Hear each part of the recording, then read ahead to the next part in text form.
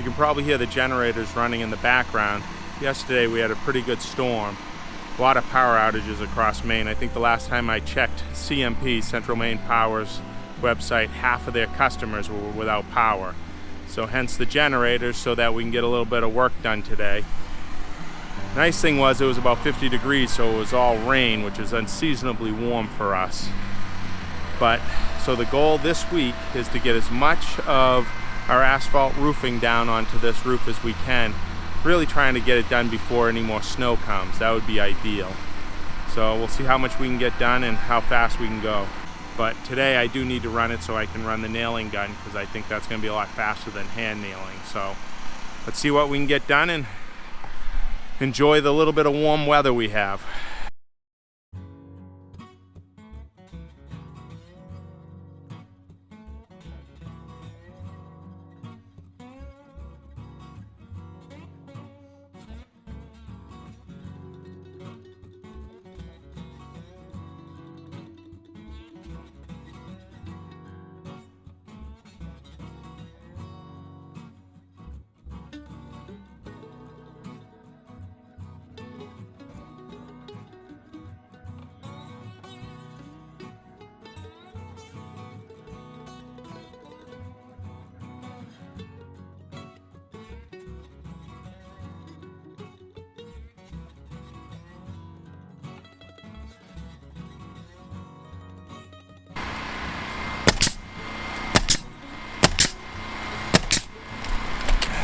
Probably hear in the background the generators are still going. We're on day 3 without power from the last good windstorm and rain that we had. But honestly, if you set up correctly, it's not even that big of a deal. It's not like we're off grid, but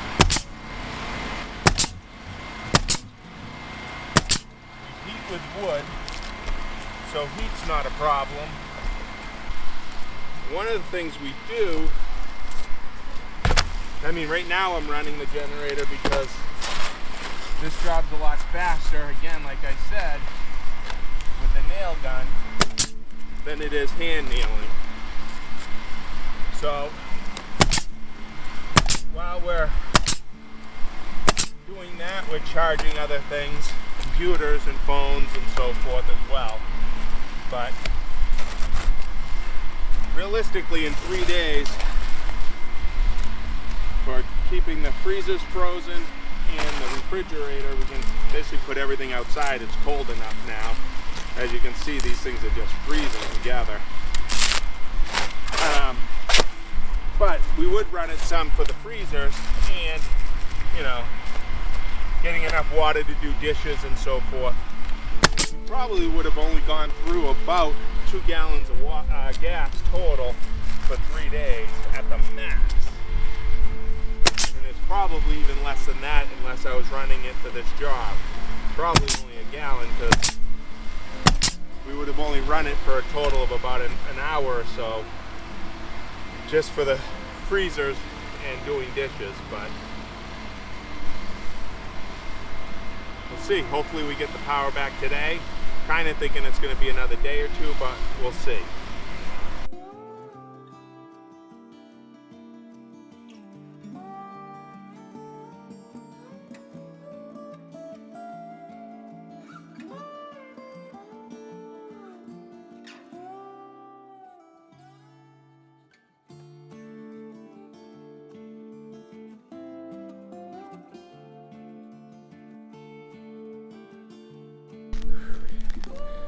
So yesterday I finished putting the roof down on the up here on the overhang that we're building, or the little addition. The one thing I do have left to do is right around along where these 2 roofs overlap, I'm going to put a new piece of trim in to come all the way down so it touches the new roof. I'll show you one of the other things I've been working on and what we're going to be doing today. Let me get back down off the roof though. So the other thing that we were working on yesterday is the front of the building here. We put the siding on. It's again just rough hemlock. So what I have left to do here is put the rail on for the sliding door and build the doors. And we'll go through that and I'll show you that when I go to do it. But today, what we're going to be working on is putting on one of these chicken run doors onto the door itself here for the chickens.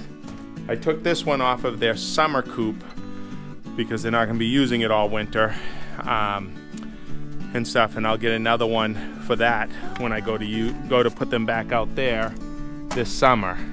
But my thought is I'm just going to put it on this door here for their coop so they can still go in and out of this space. But mostly I want to get it done because we're all going to be going away overnight, away from the homestead, and we're going to be having one of our neighbors who's watched the animals before come over and check on everybody. And I want to be able to have the chickens go in and out on their own and have the door shut so that they're nice and safe. So let's get working on that and see if we can get that done. And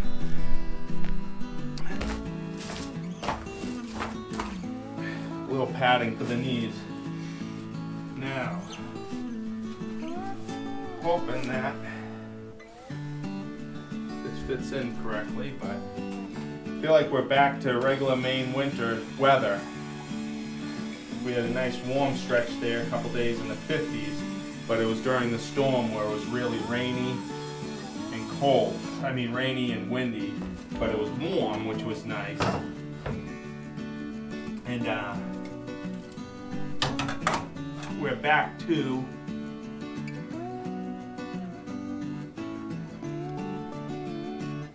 teens at night and 20s to 30 during the day. So right now, where it's the morning, it has cooled down to probably not even 20 yet.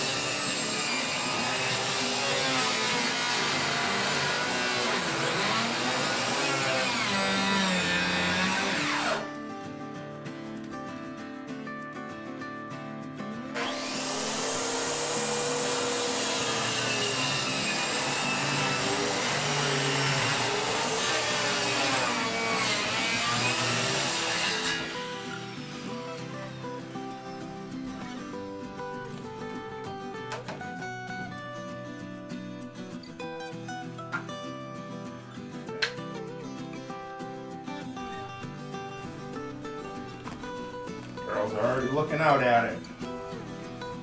They're used to this door.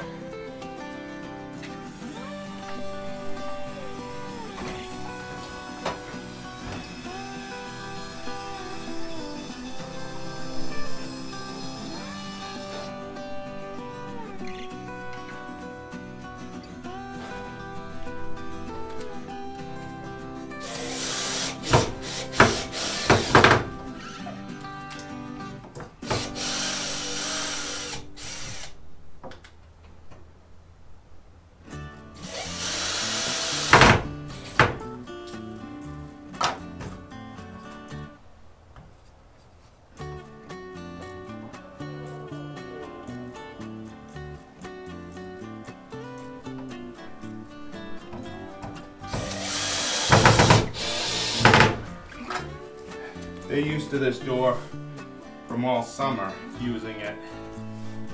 They're pretty ingenious, in all honesty. It's kind of a little bit of a game changer. on the homestead, not especially in the summer, not having to go out at, I mean, geez, in the middle of our summers, the chickens are out till 8:30 or almost 9. And then, so not having to remember to go out that late in the day really makes it a lot easier.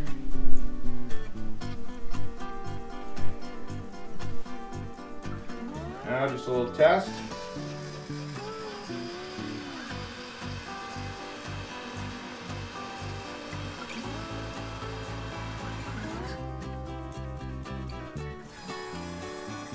Now I'll still come out tonight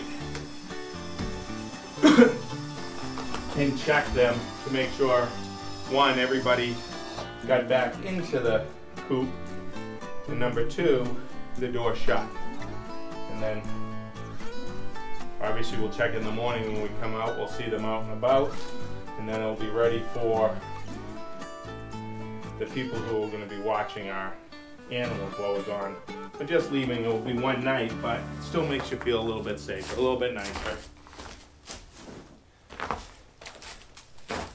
I don't know about all you guys that live on homesteads and have animals, but it always seems like whenever we have problems, it's the night that we go away. The fox realizes we're not home, something. So a little extra security is nice. We are on day 3 of no electricity here on the homestead, so I'm going to pivot and change plans on what I was going to prepare. I was hoping to get some walnuts, mapled walnuts done as little gifts for family and friends, but my oven is not working. But we do have a gas range, so we can go ahead and use that, which is really helpful during a power outage. But I decided I'm going to make some elderberry syrup. I like to gift that as well this time of year. We have elderberries from the land. Actually, there's a video out where we planted those, just little shoots, basically trimmings that you can get from any elderberry plant, and put it, the little, basically twigs, the little cuttings, in water, and they'll develop some roots, and then you just stick it in the ground. They are very prolific. They I think all but maybe one survived. So we have about 16 elderberry bushes. They are not huge yet, but still we got a lot of elderberries. I mean, these are dried and very small, so you can imagine how many we got off these bushes. But I'm gonna go ahead and make this syrup. It's super simple. About half a cup. Sometimes, in fact, I'm gonna double it. Sometimes this time of year I'll just double it. And then half a cup of rose hips. These are rose hips that we harvest locally and dry.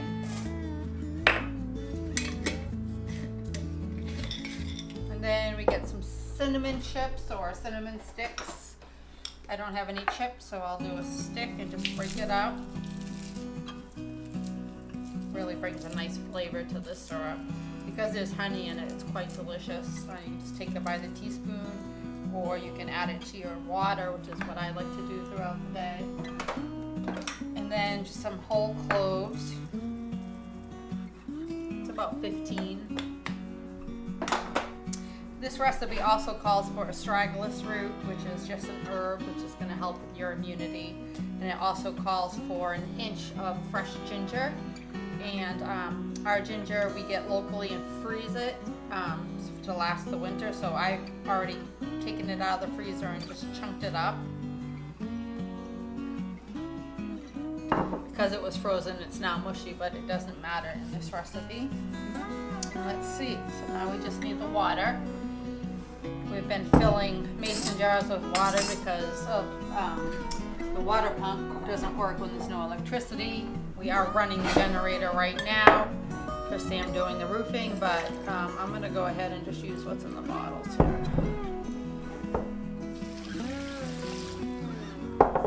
About 2.5 cups.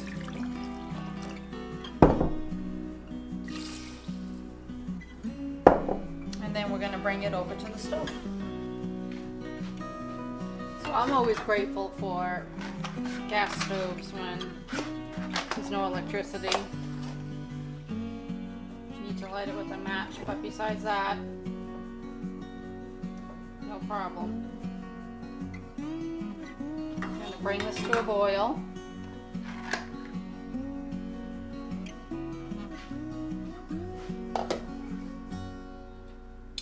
That is the bummer though. You cannot let it go too low or it goes out.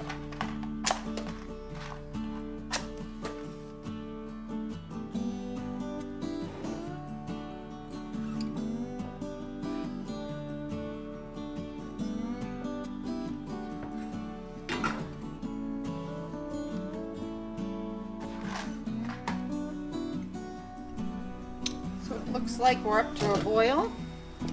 I'm just going to give it a little mix to make sure everything's incorporated. Then turn it down to a simmer.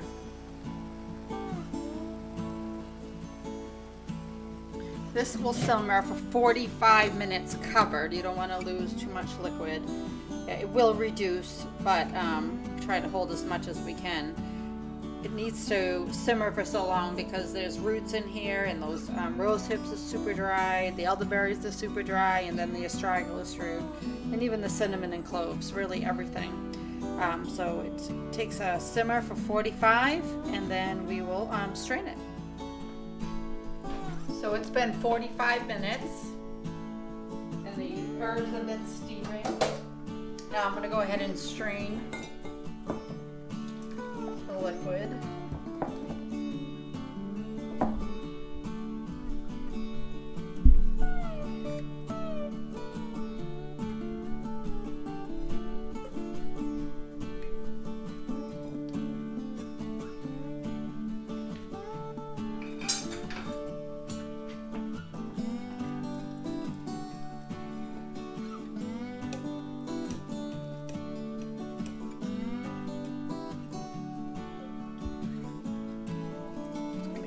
Bit of the liquid out of the berries.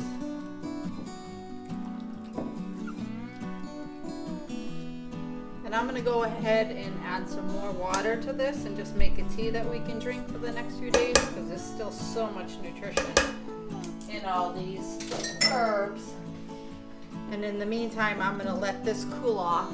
I want to add honey to it. This is raw honey, but I don't want to lose the health properties of the honey by heating it. So this needs to cool down quite substantially, and then we'll add the honey. So the syrup's cooled down enough to add the honey to, which I did just a little while ago, and let it dissolve, and now it's ready to bottle. I'm going to give one as a gift. So this is a little bit smaller, cuter.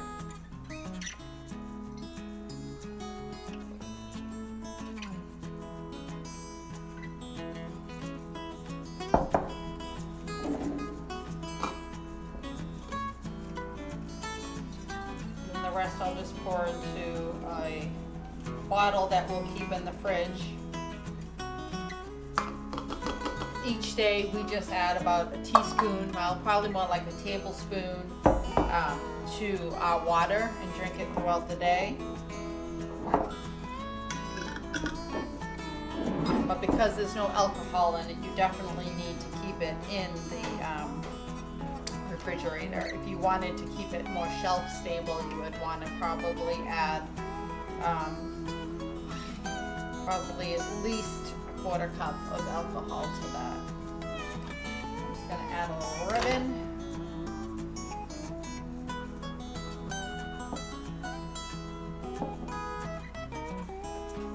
And then I'll add a little label.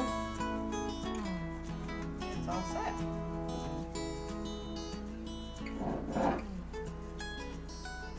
Adorable.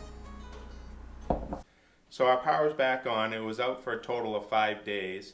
We wanted to take a few minutes to kind of go through some of the things we did and the things we had in place that kind of made it pretty easy to go through, and some of the things we might do a little differently. To start with, we heat primarily by wood, and what I mean by that is, you know, we have 2 wood stoves in the house. We run one of them pretty much all the time. The only time we actually turn our regular, or I would say regular heat on, is if we're going out overnight. So we're going to be gone, through the whole night and part the next day, and it's mostly so we won't have our pipes freeze. So for us, no electricity wasn't an issue because wood stoves don't need them, which is great. Yeah. You know. Yeah, that doesn't really affect us at all. No, not at all. Another thing that really doesn't is our cooking. We have a gas stove. When we renovated the kitchen, we ended up putting in a gas stove instead of an electric stove. So all what we needed was a book of matches, and we were able to light the stove part. Obviously, we couldn't do anything in the oven, but that's not a problem. You just adjust. So we certainly didn't go hungry. Which is great. The other thing we did pretty much before the storm hit was we filled up 5-gallon buckets. We filled up 4 of them just in case we lost electricity, so we would have water the next day for the animals and as well as for flushing toilets. And pretty much each time we put on the generator, we just refilled whatever buckets had already been used. So. Yeah, and we knew this storm was coming, with the way they can forecast the weather now. They said it was going to be pretty windy, a lot of power outages, and they prepared us. So Sam had done the buckets, was prepared in that sense. We filled originally half-gallon mason jars with water, 3 or 4, put them on the counter because we thought maybe we'd be out for a day. And as it progressed, we realized that wasn't coming back soon because half the state was out of electricity. So we had up in our attic this water dispenser and this glass carboy. So one of the times Sam threw the generator on, we just filled it up, put it on the counter, and it just made it last a little bit longer throughout the day. Yeah. The other things that we have too that make it nice is we have rechargeable flashlights, and these are really nice ones, but so they run for a really long time. They're very, very bright, and you can recharge them, so you don't have to worry about batteries. And we also have hurricane lamps, and believe it or not, I don't know if you could see in the video, but they actually throw a decent amount of light. So we put them around in the rooms that we're in, and it allows us to have light at night or early in the morning. And we use paraffin lamp oil in them so that it doesn't smoke and cause a mess from the smoke. And we have a bunch of those put aside just in case we do lose power. Yeah, and there's no odor, which is also really nice. That's an important one for us. No bad fumes, no toxins in the air, which is important. And as long as you don't open the jug, it basically lasts forever, is what I've read and stuff. And then once you open the jug, I think it has like a 2 or 3 year shelf life at that point. So. Yeah, and we mentioned the generator. Sam used it to do projects, but we also, regardless of projects, would run it each day, primarily for water, because we have a well, so it needs to be pumped up. So we'd fill all the water sources, that the buckets and jugs, but also we would do a full load of dishes. The sink would at that point be full of dishes, and we would charge our phones and computers. Grind coffee. We ground coffee. That was important. Yeah, so I think that, and we were able to use our computers because we had hotspots on our phones. So, if we wanted to watch a movie at night, we could. So we really, honestly had and we have DVDs, zero suffering. A bunch of old DVDs that we rewatch some of them and so forth. Right. And that's what we did. and as far as water, I mean, we also have a hand dug well on the property, so if we had to, we could open that up and get water from it. Yeah, and we have a Berkey filter that we could filter it through. But I mean, with the generator, just have a good amount of gasoline on hand, especially if you live in a climate where you might get a storm or some natural disaster. It's good. Not a bad idea to have a bunch on hand. What would you have done differently, you think? Yeah, so differently we realized after around day 3, our hot water tank was out of water. So when we threw the generator on to wash dishes, we were pretty lucky. We were able for a few days to wash with warm water still. But then it got really cold. Well water is really cold. So right away we realized in a situation when it's going to be more than a day or 2, just get out one of your big stock pots, fill it with water, have the wood stove going, throw it on, just keep it on. Keep water on the stove the whole time. Then when you go to wash dishes, it's already done. Or wash yourself, wash up. Yeah. Because you're not running hot showers. during that time, unfortunately. Yeah. Anything else you can think of? Oh, we mentioned the coolers. Oh yeah, for Yeah. the fridge. Yeah. Yeah, I think one of the things we ran into the first day or two, it was pretty warm. It was almost up into the 50s and stuff. So we couldn't really, like normally this time of year, it's, a warm day is in the 30s. So what we would normally do is probably take everything out of our refrigerator, put it in coolers, and put it out on the deck, and it's like nature's natural refrigerator and stuff, which is nice. Which we should have done probably day three when it started getting cooler.